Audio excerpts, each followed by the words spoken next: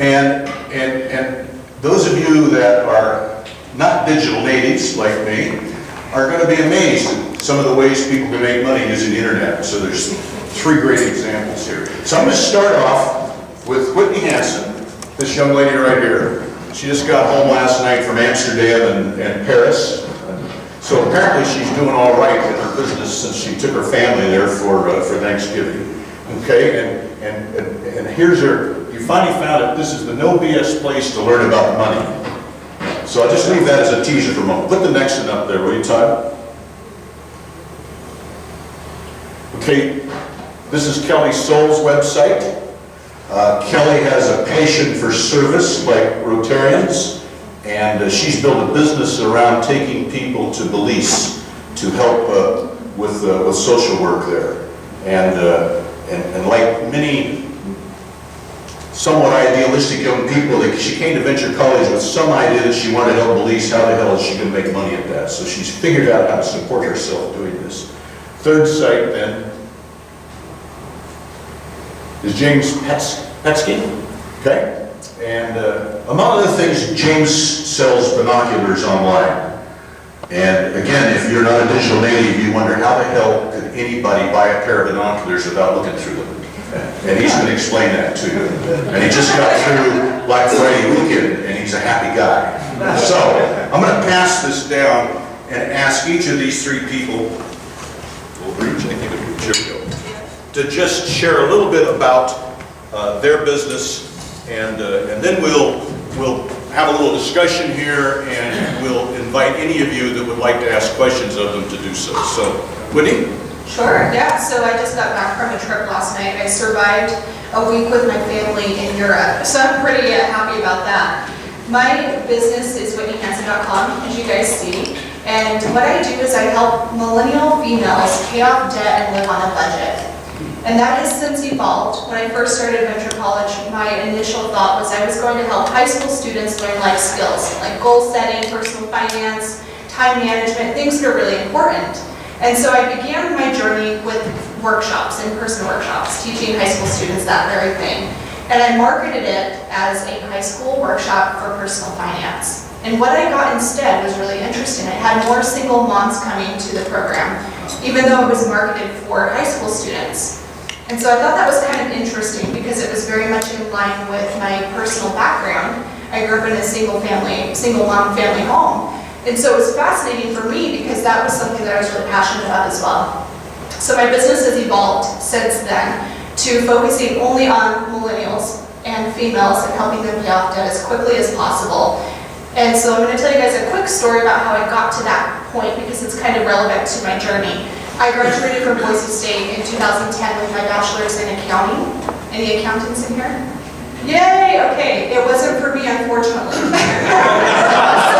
I applaud you. I lasted 2 years in public accounting before it finally didn't work out for me. So that's where I initially began my personal finance journey, but I had $30,000 in debt when I graduated. And so I quickly realized that that was a lot of money as a 21-year-old. I remember seeing that personal finance bill, that student loan saying, hey, you owe $30,000 and here's what your monthly payment's going to be.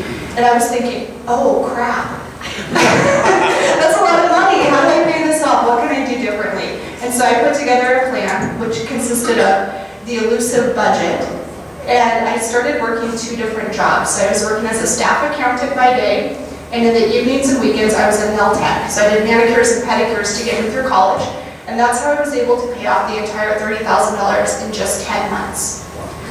So that's where the business really started, because I didn't realize that was a weird thing until people were asking me, hey Whitney, can you sit down and show me how you did this budget stuff? All right, well, let's stop right there for a minute and move on, and then we'll come back to how does that evolve into how she makes money today. Yeah, okay? Absolutely. Kelly, Kelly Soul. Yep, so I'm Kelly Soul. I'm the Director of Global Service Partnerships. I came to Boise in 2011 from Iowa, the other Idaho. Came out here, honestly, to be closer to my sister. I didn't know what was next, but I knew I wanted to continue on with my education. So I entered Boise State's Master's in Public Administration program. And while I was a grad student, I had the opportunity to travel to Belize, and I really fell in love with the country and also had an opportunity to really learn about the needs. So I came back to Boise feeling like I could honestly run through a brick wall, and it was really great timing because that's when the Venture College was getting started. So I entered into the Venture College with an idea to take individuals to Belize to address an educational need, which is teaching English in primary schools, and that's what I started in the Venture College. Okay, James? Thanks, Kevin. My name is James Pesky once again. I run Upland Optics now. The way that I got there is kind of unique. I started out doing freelance web design 4 or 5 years ago, maybe 6 years ago now. Back when I was in high school and just trying to help people design some websites. And then I got into the Venture College program when I was in college. And from there, I started thinking about a more scalable business model. And so I started selling things as an affiliate online, getting sales commission for selling other people's products, mostly on Amazon. And when I was doing that, I was selling lots of, at the time, it was lots of knives. And I realized, well, okay, well, why a 6% sales commission when I can just sell my own knife? Just pause for a second. Tell how that works, the Amazon affiliate program. Yeah, sure. So if someone buys something on Amazon and they happen to click through one of my links first, basically I'll get credit as the person who sold the product. And so if somebody visits one of my websites while doing research on, at the time it's pocket knives, now it's mostly binoculars, and they find my website, click through one of my links to Amazon, basically I get a 6% or 7% sales commission depending on the product. So yeah, but anyway, so that kind of evolved into what I do now, which is mostly Upland Optics. And basically it started with that sales commission process and then just looking for ways to get a bigger slice of that pie. So you went out, listen to this, he was getting a 6% commission, and one day he figured out if he owned the product and sold it himself, he might get 40 or 50% margin. So how'd you get the products? China. So it's all online, still not been to China, which is kind of crazy, but we send a lot of money over there, but we have yet to go over there ourselves. But So yeah. trace for us, if I buy a binocular on your website, get it from China to my house. Sure. So basically, it's kind of like any other supplier relationship, right? That we place an order with our manufacturer. Eventually, they send it our direction. We get the product itself. We do some things with it. We put in our own. We have a really great packaging manufacturer in the United States. We put in accessories, things like that. Get it all together here in our warehouse in Idaho, and then we send it off to Amazon. Amazon sends them all over the country to many of their different warehouses. And so if you buy one on Amazon, it'll go from one of Amazon's warehouses, whichever one is closest to your location, and get shipped to you. So Whitney, so that's called affiliate sales, right? You can set a website up and you can sign a contract with Amazon and somebody goes to your website, goes to Amazon and buys something, they'll pay a commission. So how's that fit into the financial business, Whitney? So with affiliate stuff, I do a little bit of that, but that's not the largest portion of my income. It's mostly one-on-one coaching with people all across the world. And then course sales. I have a lot of online courses that I sell as well. Okay. All right, but while you got the mic, tell a little bit about how you promote your business and about your blogs and your podcasts. Yeah, so I promote my business mostly online through social media advertising. A lot of people think that means throwing up a Facebook post and hoping people come, but it's a lot more strategic and a lot more money goes behind that. So how I promote it is through blog posts, through YouTube videos, and then I have an award-winning podcast where I get to promote really cool money stories from other people that are just sharing their stories as well. So that's how I mostly promote my business. How much does it cost to listen to your podcast? Well, podcasts are free, same with YouTube videos, and most of my blog posts. So most of it's very much a freemium model. People go there, consume content for free, and then are led into a sophisticated funnel behind it all. Yeah. So Kelly, how do you find students? How do you find customers to go to Belize with you? So it's been a pretty collaborative effort so far. I've partnered with local schools. I've partnered with my hometown out of Iowa, so I partner closely with educators. A big component of my business is actually a large partnership with an organization out of San Diego that sends programs all over the world to 16 different countries, and I'm their Belize partner. So it works really well because they find the individuals, they send them to Belize, and then I get to run the show, which is perfect because that's the part that I don't like to do. How do you make money, Liz? I just have to tell the story. So she's got this patient, she wants to take kids to Belize, and we worked with her all semester. And I'll never forget, I sat down and I said, Kelly, we got to be realistic. If you can make $25,000 a year doing this, you're going to be fortunate. And she looked at me and she said, listen, Buster, I'm 25 years old or whatever you were. I don't even own a house plant. I have so few obligations. And if I could make $25,000 a year and live in Belize, I'm a happy lady, leave me alone. Oh yeah, okay. She's doing considerably better than that, by the way, now. Tell us how you make money. Do have a different mindset now. Individuals pay for the experience. So when I run my own programs, individuals, families, parents, guardians are paying for their child's experience or their own experience. And then with my partnership out of San Diego, they are also just paying me per person as well. And then you have the cost of supplying the services in country. Yep, exactly. And then I, make all those expenses. Who's got a question for these young people? Carl? On yours, how long do you spend in Belize out of the year? 6 months or? Yeah. What? Me personally, for example, next year I'll essentially be there from April till almost September. Okay. The other thing, I had an opportunity to see your interview on Channel 7 and explaining your program, and it really hit a chord with my wife and I as we said, well, we have a couple of grandchildren that will need your services, so we put that in our catalog of things to give them when they graduate from a college. You should give it to them before they go so that they don't run up all that debt. Show up with that. So binoculars. Binoculars can be bought for $19.95 all the way up to $5,000. How do you differentiate yours in that vast market and with so many other competitors? Yeah, great question. So there's kind of two parts to that. The main thing that we've done is that we've completely cut out the average, like most binocular manufacturers, what they do is they sell through traditional retail channels, right? So they're selling the Cabela's, they have a wholesaler, and then they sell the Cabela's or Walmart or wherever else. And so there's this huge number of companies that take a chunk of that price. So you're paying for a lot of people in the middle. And this is common in a lot of industries these days where we sell directly to our customers, so we can cut out that huge amount of margin that those companies take up in the middle. And so we're able to sell a much higher quality product at the same price as our competitors. So that's a huge part of it. The other part of it too is that we have some advantages in marketing that other companies don't have. Because we're an internet-based company and we grew up with that, we know how to market better online than any of our competitors do, and so we have an education model where we teach our customers like what they actually need out of a pair of binoculars. So if somebody's trying to figure out okay, what's the best pair of binoculars for me to buy if I'm going hunting or bird watching, or if this is my budget, whatever it is, we have recommendations. We actually promote other people's products as well, and we tell them, okay, if this is what you want, this is your needs, this is the pair of binoculars you want. And go to Amazon and buy it. Yep, exactly. So if I search, best binoculars, where will you be on the list?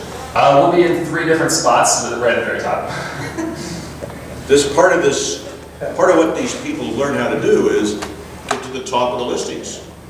You'll never find the binoculars if you're on the 6th page of it, but if you're in the top 2 or 3 for all these kinds of searches, so all of them are specialists in understanding search terms.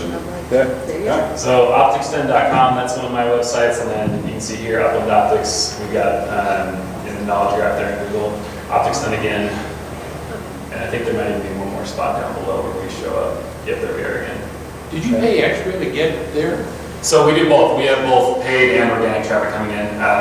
Definitely spend a considerable amount of money on Google AdWords now, and that's been something that came along later in the business as we grew and we diversified. At first, though, we were just the organic listings that were lower down, where we earned our way to the top, basically. So now we do both of them. Yeah. So how did you find your manufacturers in China? So we went through Alibaba. If any of you are familiar with Alibaba, the major e-commerce giant in China. Sort of a sketchy process, I'll be honest, and I'm amazed that I haven't lost any serious money doing that. But we went through, contacted a ton of different manufacturers, got samples of products, found one that we liked, and found a manufacturer that we kind of trusted, and we basically just customized it and got exactly what we wanted, and then went from there. Somebody had, yeah. How many staff employees do each of you have? I have 6 now, I believe, including myself. I'm running the show here in the States, but I have a Belizean counterpart colleague. I'm a one-woman shop. So on your one-woman shop, so how much of your sales is on the packages that you sell on the internet versus the face-to-face coaching? The face-to-face coaching is about 60% of my revenue, and then the rest are courses, sponsored posts where companies will pay me to write content for them on my website. So that's most of it is coaching though. So when you say face-to-face coaching, are they in the same room? Oh, that's a good, so face-to-face coaching for me is Skype calls. So I've got a couple people in Canada, one in Australia, literally all across the world. So it's lots of time zone juggling. Did you guys get that nuance, what you think when you think face-to-face? Yeah. Doesn't mean you have to be in the same country. Mason? Now, what do you think your business would look like without the venture college? How would this have progressed? What you learned? Softball. I wouldn't be sitting here, that's for sure.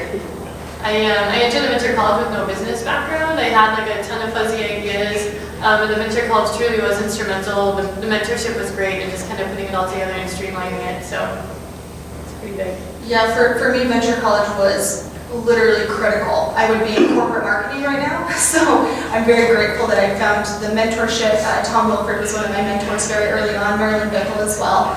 So I definitely would not be here without venture college. I'd probably be in a cubicle. And yes, kind of same story for me. I was trying to figure out how to do freelance web design. The year before I came to venture college, I actually posted negative income with my tax return, which is super not fun when you're both a poor college student and a failing entrepreneur. So I had that going on when I got to venture college. And yeah, through the mentorship, same thing. Mason, who asked the question, of course, one of my great mentors, Kevin as well, Ed. Just the help that I got from all of you guys and from the rest of the venture college program, and having a peer group too, that was huge. So, I think I still would be an entrepreneur. I just don't think I'd be nearly as far along down the path as I would have been. I'm sure you'd still be an entrepreneur because you couldn't work for anybody, I know that. Exactly. Kevin, how big is the venture college now? Maybe Marilyn, or you can speak. How many students do you have, or how do you select the student and getting into? Another day, maybe we'll bring my replacement, the new director over here to talk about the program. It's growing very rapidly. This started out with, there were 14 of them in this first cohort. And for the first 3 or 4 years, we took a very selective group, 15 to 20 people, worked intensely with them. And that's really fun, not really scalable for the amount of money the university's putting into it. We do that. But now, the program, they started out as sort of we've broken out apart into an entry-level program, and then there's advanced programs, and there's evening programs, and we're just starting one for retired, or for people who were in the military. So we're starting a program for them. There's all kinds of programs. Okay. And thank God I don't have to run them. Today was my last official day as a professor at Boise State. I retired on June 30th as the director, and I taught my last class yesterday, and now I'm going to be a volunteer, and I invite any of you that want to come volunteer to do that. Good.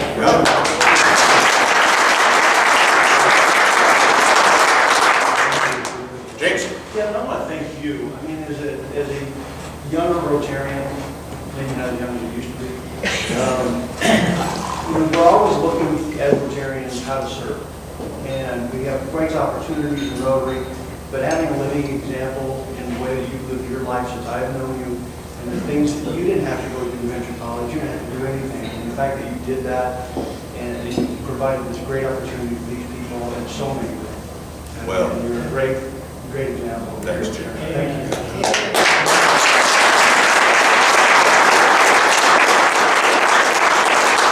I have two, I'm going to cry. Two really important people to me in my business and education training. One is Tom Stitzel, that hired me to come over and teach, and the other is Gary Mondman. We were in business together for 2 too damn long, which I but, you know, that having people learn from is so important, so thank you. It's been a great joy. I'm not giving this up. My new assignment is I'm Director of Education for the Angel Capital Association. I'm putting together an education program for angel investors around the country, so that's, as my wife points out, however, I have retired from the paycheck. It's not about, so who else wants to ask this? Kevin, I have a question. Yeah.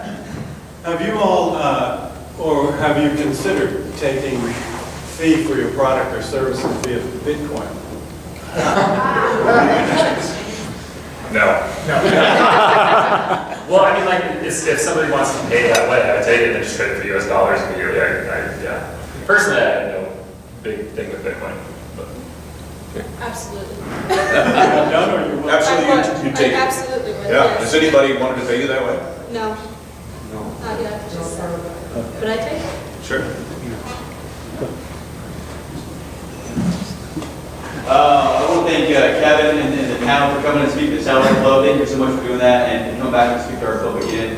Another question, so now you are making money, how do you reinvest that? Is it in the marketing, is it graphic design, is it in the people, is it in the software? Like once you're making money, how do you start to build your business even more? Is it the tickets to Amsterdam? Okay, we're all going to Amsterdam. So most of my marketing now is, it's primarily marketing is how I'm reinvesting, but I also will hire people, freelancers, contractors on 3 to 6 month terms for outreach. So for me, getting my name out there further is a really big deal. So it's reaching out to people to be a guest on podcasts. That's one of the ways I spend some money. I have somebody managing my Pinterest account now, so I don't have to deal with that. But most of it is going back into Facebook ads, Instagram ads, and a little bit of Google AdWords now. And you pay people to be on your podcast? No, I pay to be on other people's podcasts, to do all that outreach for me, so I don't have to individually email people. How many, you got, tell everybody what a podcast is. Or maybe we won't ask you to embarrass them who doesn't know. So a podcast it's an audio form, sometimes video form, but it's an audio form of content. So you can listen to, instead of like an interview style, for usually about 45 minutes, but you download it directly on podcast apps. So that's kind of what it is. It sounds really confusing, but it's super easy to download. And what's Pinterest? Oh, Pinterest is amazing. Pinterest is, most people think of it as a social media. It's actually a search platform. And the people can just look up blog posts, recipes, workouts, all kinds of stuff. So it's very much in line with my customers. Pinterest.com? Pinterest.com. It'll take a couple hours. It's good stuff. So go on with investing. Yeah, when I think about that, I would definitely add someone on the team to help with sales and marketing. And then also social media. I work a lot with youth, and I am almost 30, but I definitely don't know everything about social media that there is out there, so never hurts to have more help. For me, there's a couple different ways. One is obviously scaling our existing business. We just have to keep pumping more money back into inventory and back into the same marketing channels that we're already doing, because there's still room for us to scale. The biggest new ways that I'm investing are into my team. So adding in people has been a new thing the last 6 months for me. So growing a team has been a huge investment. And then the other thing I'm doing is I'm trying to expand via acquisition, which has been hugely successful so far. It's also extremely capital intensive, so we'll see if I'm able to do a ton of it. But When you talk about acquisition, what are you acquiring?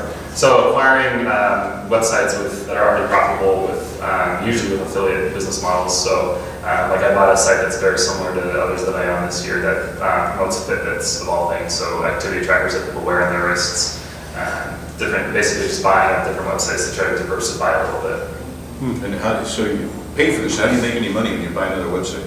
So yeah, the website has existing cash flow. So it comes from the Amazon affiliate program, kind of the same as the ones I already had. In the future, I'm hoping to expand into more outside of Amazon ecosystem, try to diversify myself away from them as well, because I'm a little bit terrified of them, and for good reason, I think. But I hopefully will be buying up other e-commerce sites or other affiliate businesses that are not on Amazon. James, now that you've been through Black Friday, how many dollars worth of sales have you generated for Amazon this year?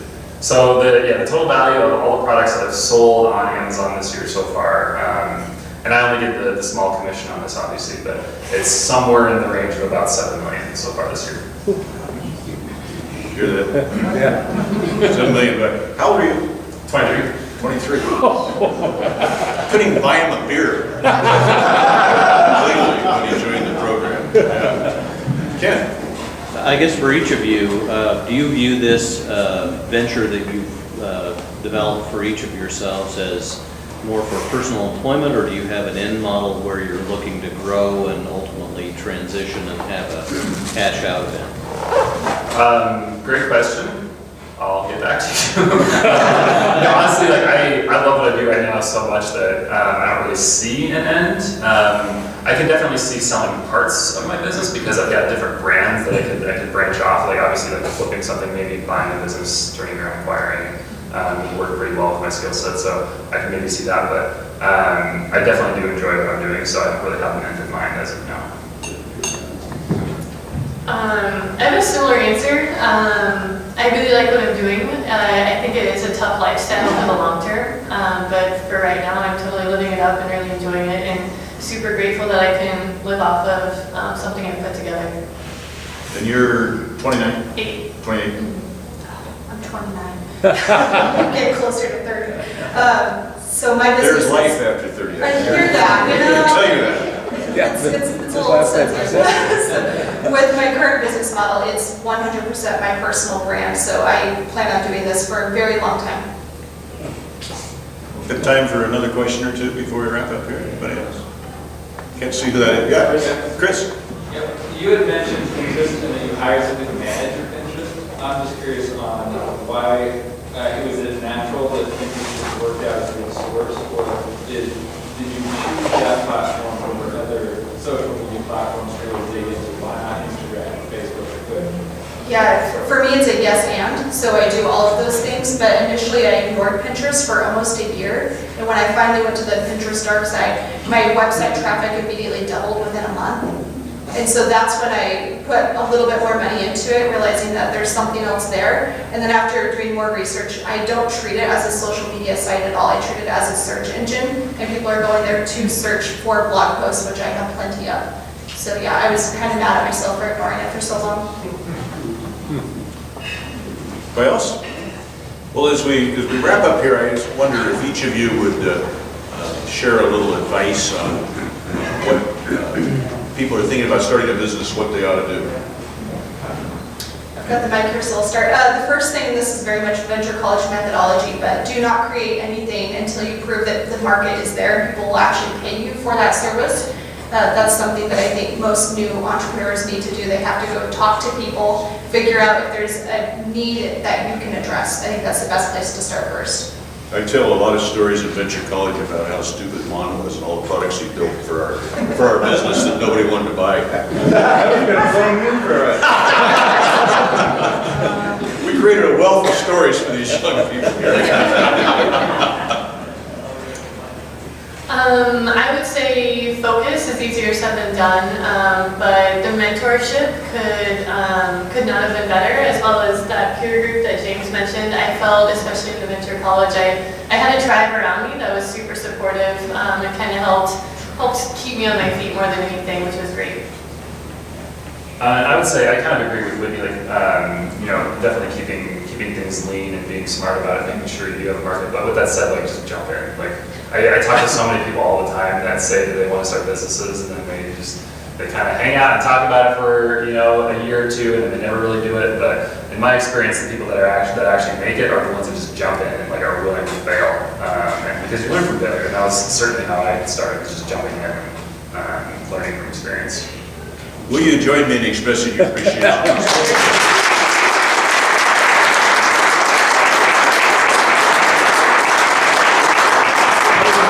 Ron, we'll give you your mic back.